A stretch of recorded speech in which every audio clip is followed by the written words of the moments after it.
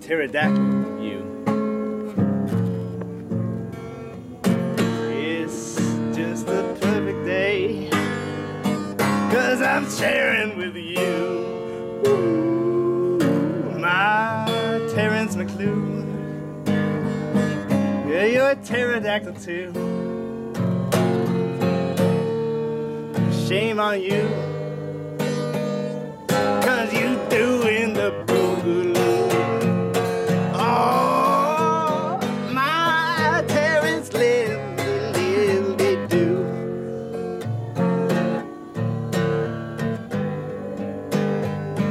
Yeah, you grew up so fast.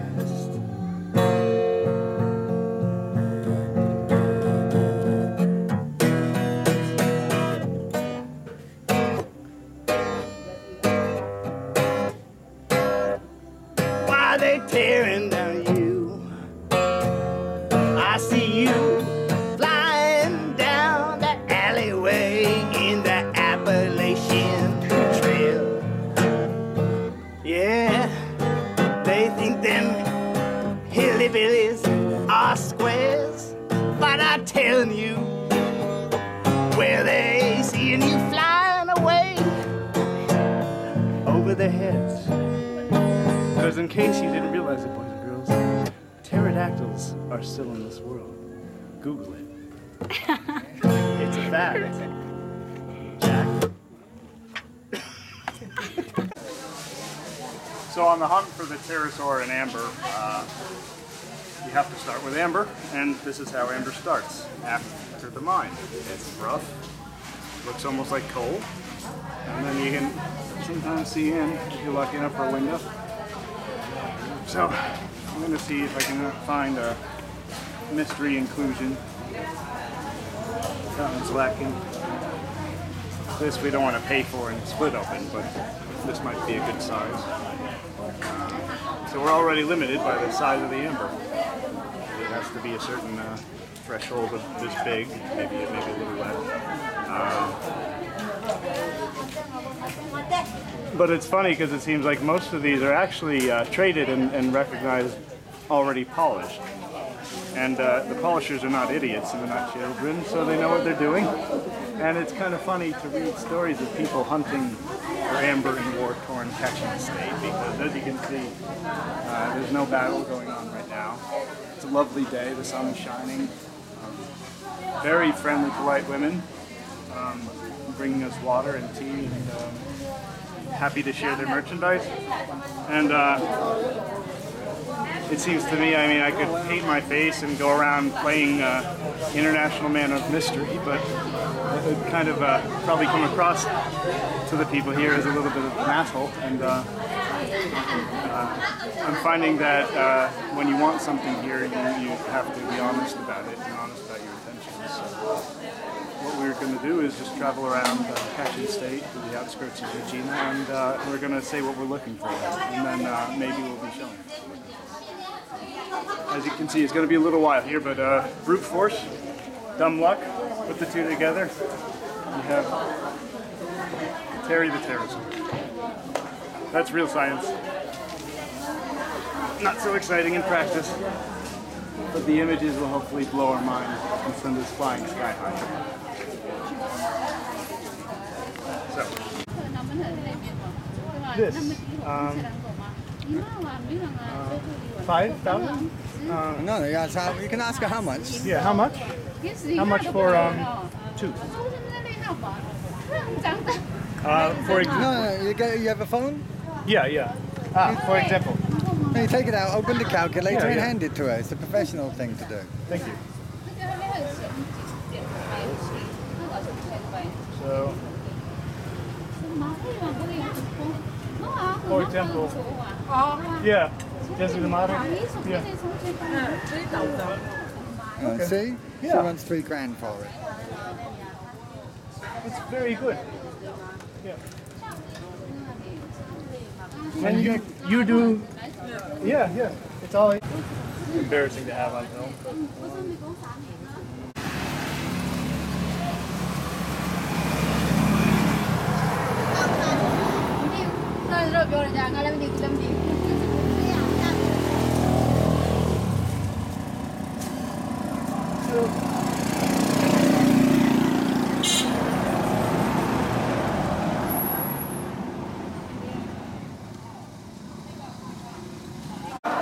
So, in looking for pterans, one has to keep an open mind, and you start with the funky stuff. I have friends who have different methods, but I prefer just finding something weird and staring at it. And this, for instance, it looks like just a leaf, and probably is just a leaf. But if you think everything's just a leaf, you're going to look at this and you're going to never see why it's a leaf. It's got certain traits that make it fairly certain to be a leaf, but if I were to look at this and not allow for the possibility that it's a pterosaur wing, then you know what, everyone's going to be a leaf. And we will never find pterans, we'll just find leaves. So, it's kind of a riot when you read these stories of perilous expeditions to a war-torn region of a country, and really all they're doing is coming to a trade market, like a craft fair in the United States, and it's quite remarkable, some of the specimens I've seen here, and they blow everything that's ever been published out of the water. And I'll tell you right now, you don't need a millionaire's budget to get them. My own budget doesn't allow for some remarkable ones to be brought back, but really, if people would stop sensationalizing things and just look at what's in front of them, I think they'd find a rewrite of paleontology in the local craft fair. So who knows what else lies like this one, for instance. A mess of stuff, a mess of stuff. Now when you see an actual dinosaurian or even the pterosaur we were lucky enough to acquire on this trip, it really doesn't look different from this. It's only when you look through a loupe or you look through a microscope that the details start to emerge. And in fact, you could look at a pterosaur wing and just see this stem until that one moment, that one eureka moment where you connect limb to joint or digits to wing, or you see these globules of fat, which this one doesn't have, but you'll see these white globules, you realize it's not a milky white watermark, that's actually lipids. And then suddenly, boom, it takes flight. It takes flight from your hand to your mind's eye, and you realize that you're staring for the first time, seeing the pterosaur that nobody saw 100 million years.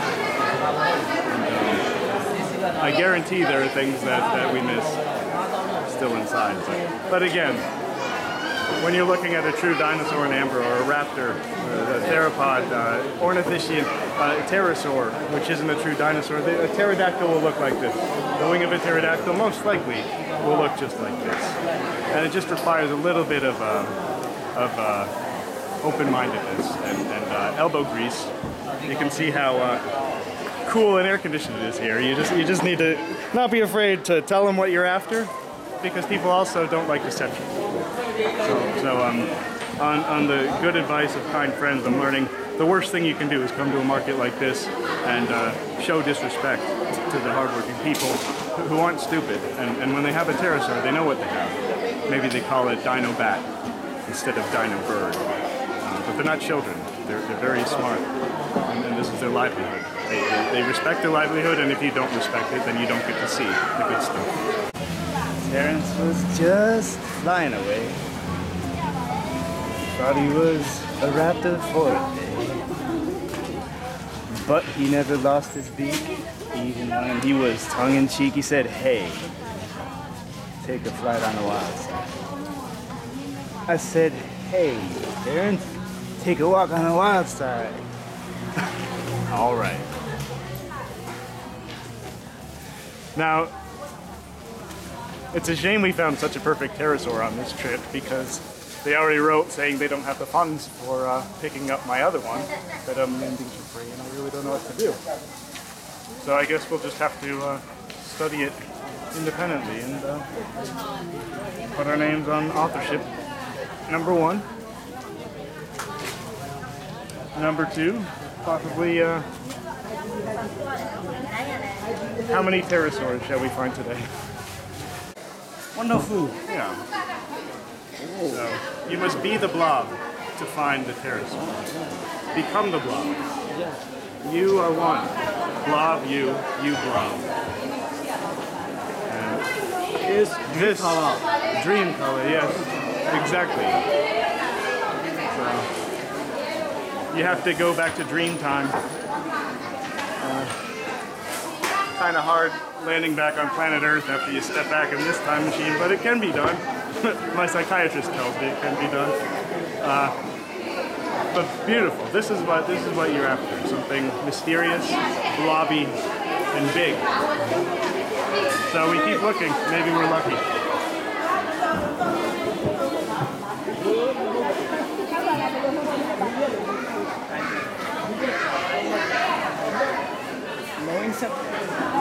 I think plant, no? See, plant.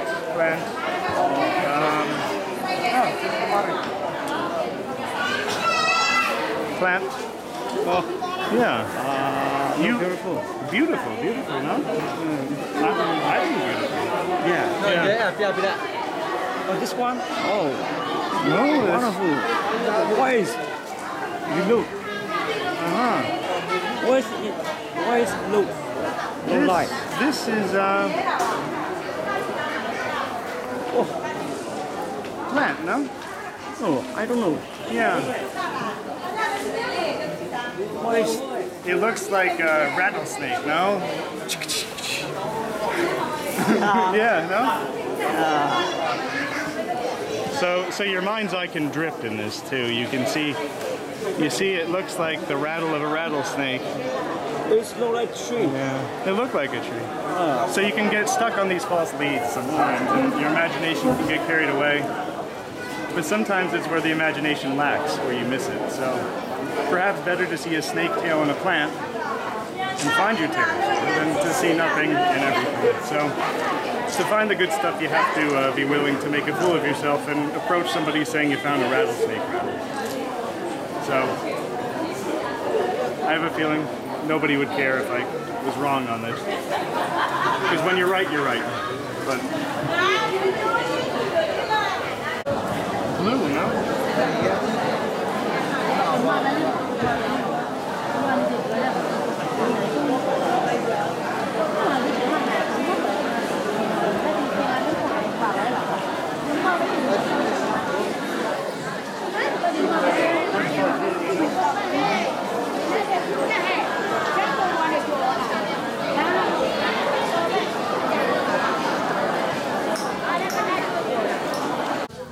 The other day,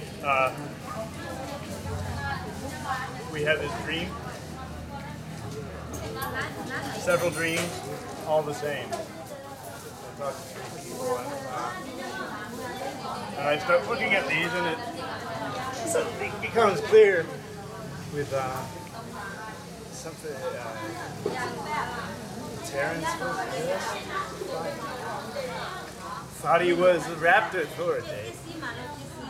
But he never lost his beat. Even when he was tongue-in-cheek, he said, "Hey, take a walk on me."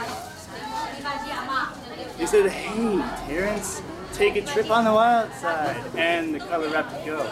Do do do do do do do do do.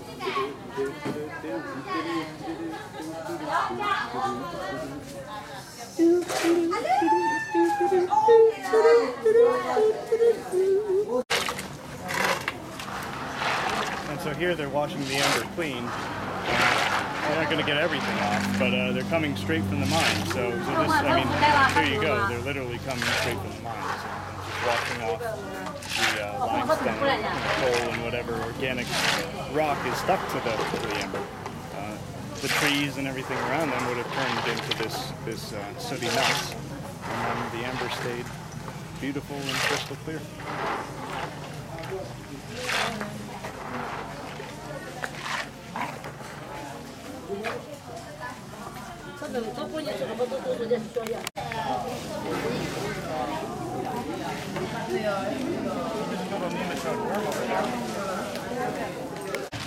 And so here you can see some entrepreneurial young men who recognize the value of inclusions and have gotten quite good at telling what's what. So they're looking through this rough amber before it has a chance to be picked clean, and they're essentially cherry picking what might be a good inclusion. And back home, you know, kids might like trading playing cards with their favorite sports stars, baseball, football.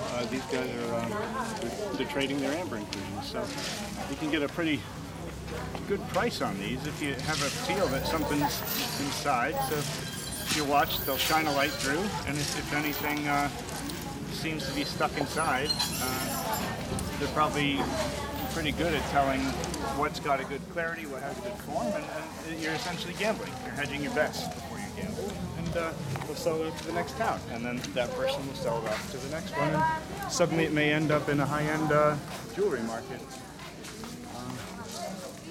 But the early bird gets the worm when it comes to the amber, and these guys are no fools. They know what they're doing.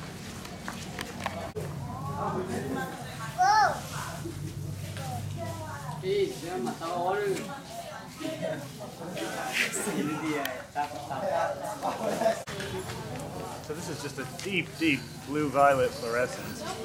It's not really blue, it's just the fluorescent properties. But so I mean, this present in these, a few of them with this deep fluorescence, but then you go over here and it's completely absent. So I mean, they're different ambers, and how they're different, who knows? But I mean, they're very different. So different depths of mining, different color, different hardness, different.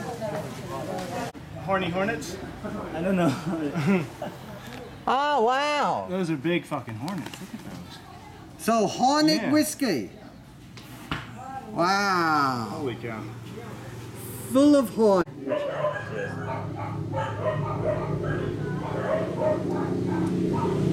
Good.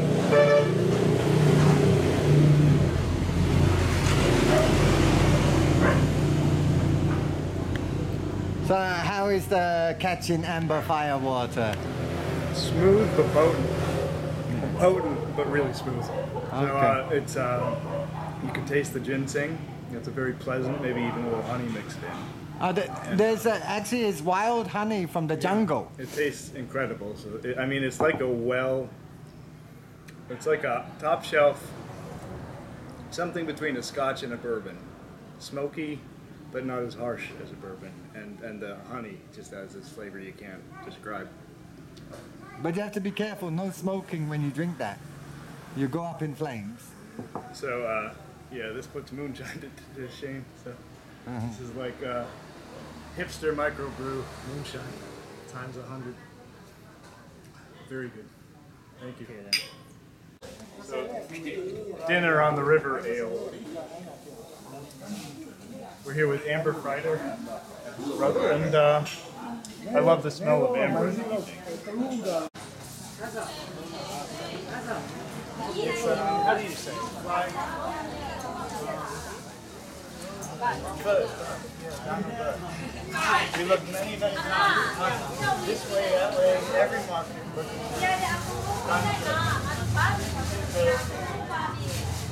Good, yeah.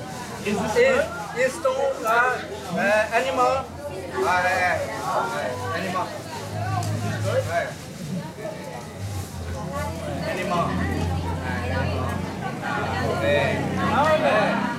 Good.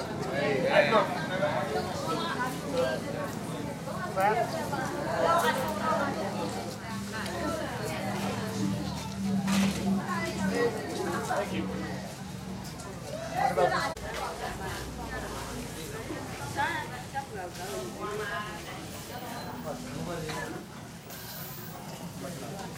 So here we are at a local amber market. This would be coming down from Tanai, sort of the primary rough amber market before it gets traded down and entering the whole supply chain. So this is all catching amber from Tanai mines. This perhaps a bunch of flowers, inclusions of all types. But one thing, if you take a look, you see all the different colors and all the variation in fluorescence, in size, in even hardness almost when you feel them and see the chipping pattern. Some of these chip almost like glass, and some of them have rough contours, but they're all Tanai Burmese amber, yet they have distinct variation. And being that one person has one mine, the other has their other, it looks to be more or less grouped by the mine of origin. And so you see the color therefore reflects the mine of origin more than anything else. So dark ambers together, light. Now they're not necessarily going out and picking all the dark ones and grouping them by color type. They're probably grouping them more by size, and the color type is just inherent to the mine of origin. So to say they're all the exact same age may be a little premature, and in fact, common sense would suggest that that in fact you should probably assume they're of different age until you have data showing how old they are.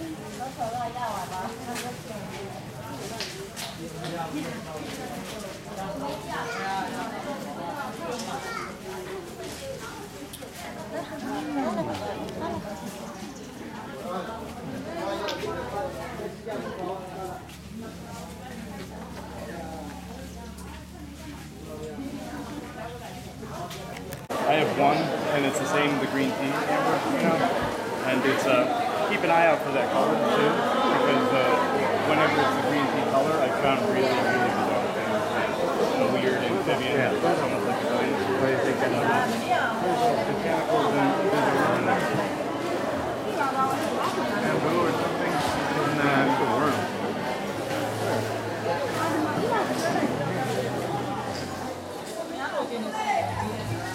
Right there.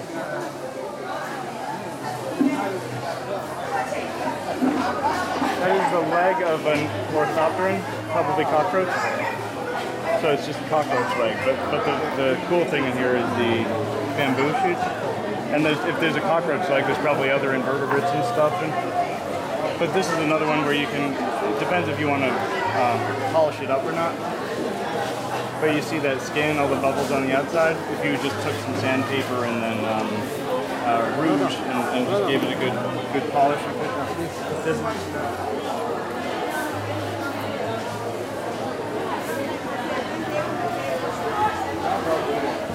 And then this one looks possibly like a fruiting body of a conifer. Like a non-flowering plant. Fruiting body, which would be another cool.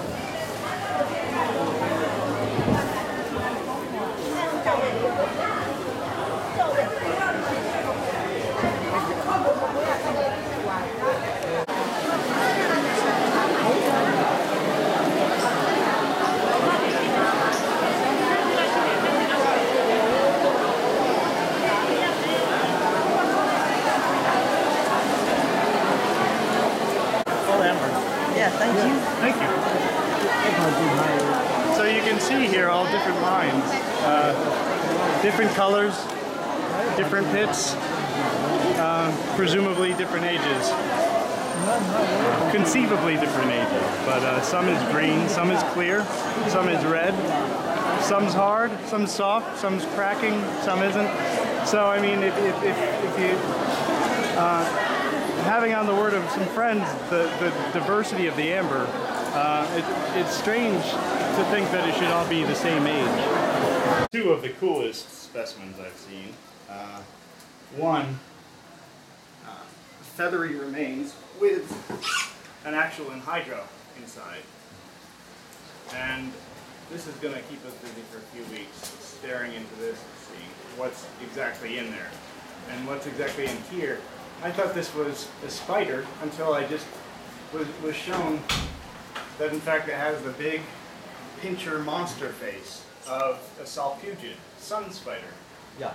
And this thing is so big. You've never seen one this big in amber or a fossil one this big. Very, very, very rare and very beautiful. And these two together are just two of the most... And what is the other one? So, we have yet to determine exactly, but the thought right now is that this darker, larger streak right here would be the fused tailbone of a flying feathered dinosaur or raptor, and maybe an antiornithine. But the way it's fused suggests it was probably a true flyer, and it's covered in these either proto feathers or fuzzy downy feathers, and this would be maybe a tail feather or a flight feather, whatever it is. It's just full of info and full of, it's beautiful first and foremost. It's just stunning. But it's got a little water bubble in here too that may even have protein from the dinosaur that flew. And it would be foolish to try and get this little water bubble out. Because whatever we think we know now, I'm sure we'll look back and think that we were morons.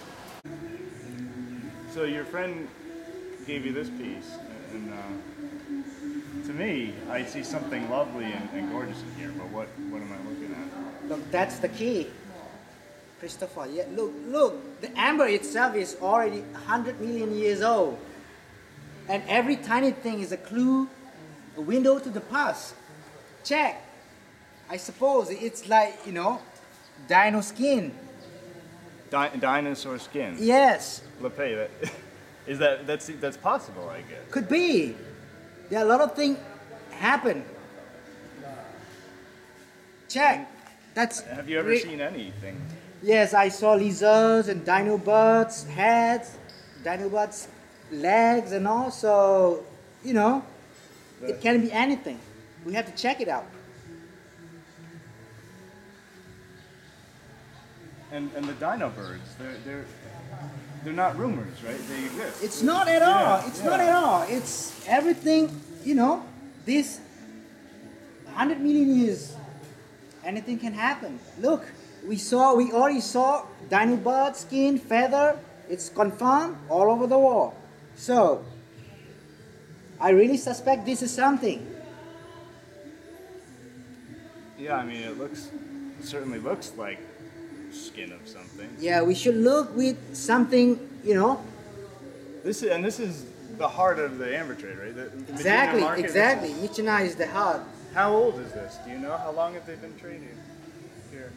Well, just a few years ago, like 4 or 5 years ago. And it's something to see, huh? With all the traders and just pounds and pounds of amber. Yes. And just one could be holding a dinosaur. Yes. But we have to look at it with clear, you know, like very curious way. But not all pieces have something inside. So like we should be like carefully look into all the pieces. It's not like, you know, you can see everything. I mean, like all things inside every pieces, not every pieces, not in every pieces. And so there's a possibility I'm literally holding the skin of a dinosaur. Exactly. Touching the skin of a dinosaur. Exactly. So wonderful. Look at it. No? Yeah. Holy. And the colors. Look, that's green tea color. It's amazing. It's beautiful. Check it out. Yeah. This blue right here. Exactly. This normally is, you know, we found it under 300 feet below the surface. So it means it's 300 feet below. Exactly. So the hardness is really good, to be honest. And the you know, different from other Burmite amber. The hardness is exactly. It's old one and under a lot of pressure. So this is something I don't remember reading about, but it's very clear. I mean, there's different amber, right? Different hardness, different 300 feet. Exactly. That's not an open pit mine. That's yes. So those who found on the surface are like kind of young, and the hardness is very, you know, I mean, soft. This hardness itself say that this is already too old. And I see the fluorescence is even different too. It's almost like it is a different amber. Exactly. That's incredible. Everything seems bigger. We really don't know much about this yet, do we? We're sort of like monkeys staring into this. Exactly. But more or less, it's coming. Yes, it's just the perfect amber. I wish I could share it with you, but yeah. Is that a pterosaur? It's a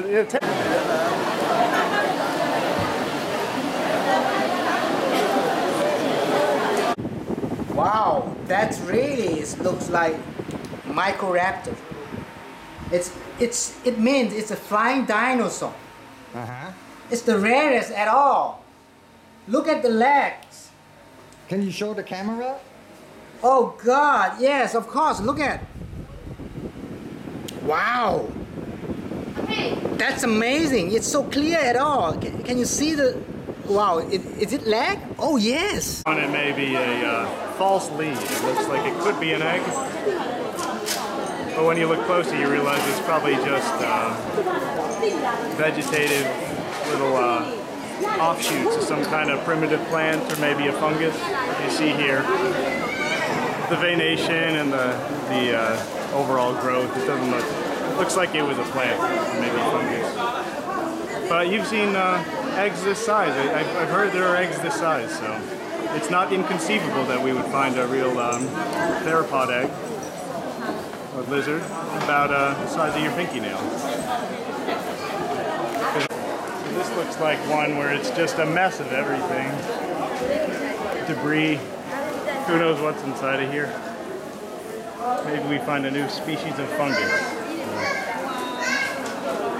Now here's more of those pitcher plants. They look like a Nepenthes or like a modern day pitcher plant. Must be the 10th one in one day of pitcher plants. Go figure. Not even published. Oh, this is just a perfect pterosaur. Oh my god. I wish you could see this because it's just perfect. But, I think I'll give it to David Peters instead.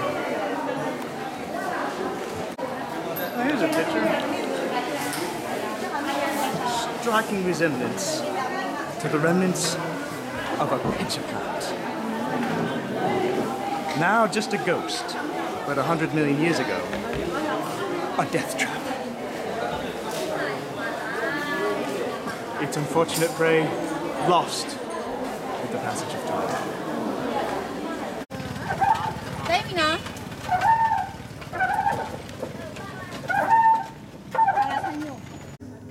All right, so to recoup the week, I flew into Yangon on about a week's notice from my friend Anka, and we had dinos on the brain, dino birds to be more precise, and specifically of all of them, we had pterosaurs, which are not truly dinosaurs. But there was a debate going whether pterosaurs were related more closely to true lizards, squamates, or were they more archosaurian in that they were actually sisters to dinosaurs. I had a fossil that suggested they might be related to the lizards, and Akka had a few pterosaur fossils. So I asked if I could have one of his pterosaurs. He said, "Hey babe, take a walk on the Yangon." He said, "Hey honey, take a walk on the Yangon." I said, "All right." But it was only on the first day there when I met the MMA fighter named Jaw that we realized that it might actually be archosaurian origins of the pterosaur. And that meant more specimens. So we took a walk on the wild side and headed up north on a 24-hour bus ride to Meehan in Kachin State. And for all of you who can't be here with us right now, it's a gorgeous, gorgeous foothills of the Himalayas, quasi-alpine town, if you will, full of some of the most kind, gentle-hearted, and good-hearted people you meet. And yesterday I was held up at ransom by a rebel insurgent army general, if you will. Actually, I forgot my passport. I was held up by a cop doing his job. And he still ended up loving us and helping me pick out Amber. So we ended up getting everything we sought and more. And you'll see it on the news, boys and girls, if you're watching this now, which I hope you will. But more than that, we realized the core of what we sought. The dino bird was actually a pterodactyl. So it went something like boom, boom, boom, boom, do do do do do do do do do. Terry came. Terry came. Ah, yes, and Terry came. Terry was just flapping away. Thought he was a raptor for a day. But he never lost his beak, even when he was tongue-in-cheek. He said, "Hey, babe, talk a walk on the wild side. I said, hey Terrence, how do I talk? He said, take a walk on the wild side. And the color amber go. Do do do do do do do do do do do do do do do do do do do. Yeah, something like that. I don't. But the point is, we would not have found this. They said it was impossible. They said it could not be done. And the day after we found Terrence, Terrence said, let it be. And the next day, we had a Christmas list from the world's top scientists saying, Dear Santa, all I want for Christmas is my pterosaur, my pterosaur, my pterosaur, my pterosaur. All I want for Christmas is my pterosaur, and please let it be an amber, because that's what we want. And the Lord saith and giveth upon to thee, amen, brother, amen. So, this is actually how science works. Science does the nerdy stuff after the good folks like us do the hard work of intuition, brilliance, mysticism, if you will, and catch a bit of it.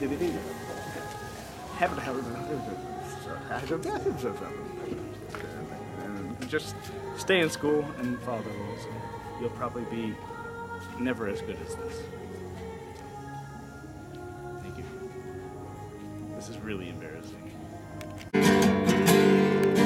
What you feel about me? I said for free. Oh, Terrence, please, don't forget about me on your darling trees. 'Cause I'm begging, please, on my darling knees, which the scientists said that I crawl upon, on my darling wings and my darling knees, 'cause I'm a pterodactyl if he's begging, please.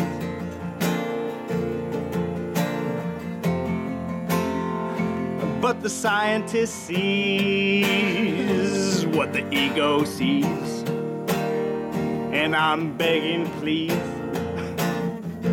Just begging about bees and the knees and the sycamore trees in the hollows, the sleepy hollows of the begging trees. I'm begging, begging on my darling knees. I'm begging, please. Essentially, the pterodactyl wanted to be like Jesus on the cross like this, and we got too stoned and forgot how to put it into words.